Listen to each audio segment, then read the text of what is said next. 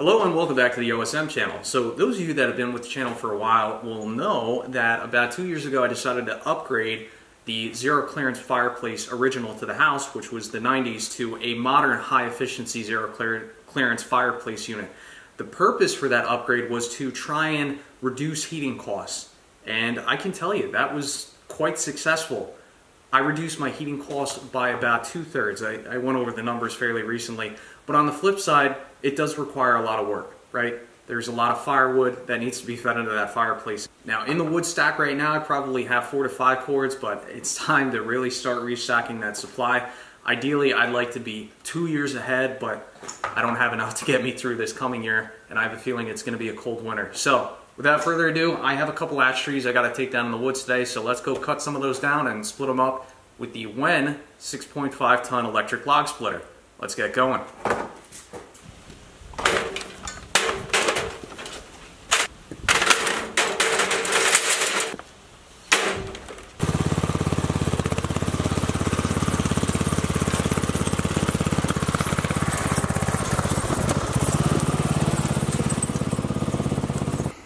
So these are the 2 ash trees I plan to take down, and they both are dead. They're dead from that, I believe it's like a board beetle or something like that. So, you know, every now and then I get some environmentalists that cry, "Oh, you're taking down the trees." Well, trees are a renewable resource. I'm doing this responsibly. I'm not cutting down a whole forest or anything. And honestly, these trees are pretty dangerous the way they sit.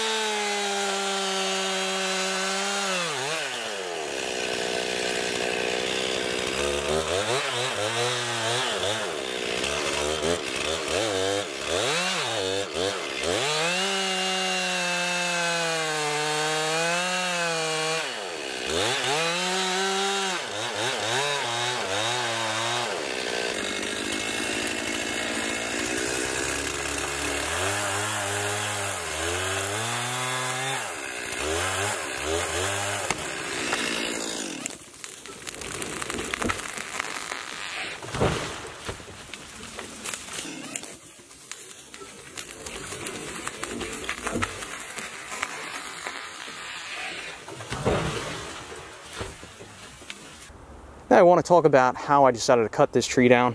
Now this tree had a heavy forward lean. It was leaning in the direction in which it fell, and you got to be very careful with trees like this. You don't want to do your traditional notch and back cut, because if you do a traditional notch and back cut with a tree that has a heavy lean, the tree can barber chair. And kind of what happens as you're making your back cut, there's so much tension and pressure that the tree can actually split. So it'll split, maybe go 10, 15 feet up the trunk, and half of the tree will split and literally kick back and could potentially seriously harm you, if not kill you. So when you have a tree that has a heavy lean, heavy forward lean, what I recommend you do, and of course, you know, do your own research, but make your notch cut, then do a bore cut. So take the bar, bore through the center of the tree, work towards your holding wood, leave maybe 1.5 inches of holding wood, depending on the size of the tree, of course. And then you take the saw and you cut back and you leave a couple inches of holding wood on the back side of the tree. And you can remove your chainsaw, and then when you're ready to cut the tree down the rest of the way, just take your chainsaw, start cutting this, and then the tree will just go on its own. Now, unfortunately, I forgot to turn the camera on for the second tree. You didn't miss much. It was just a traditional wedge cut and back cut. But now I need to mark this tree every 16 inches, and I'm going to do that utilizing this Mingo firewood maker. And this just automatically marks out every 16 inches, so I don't have to measure it out with the tape measure. Saves a lot of time.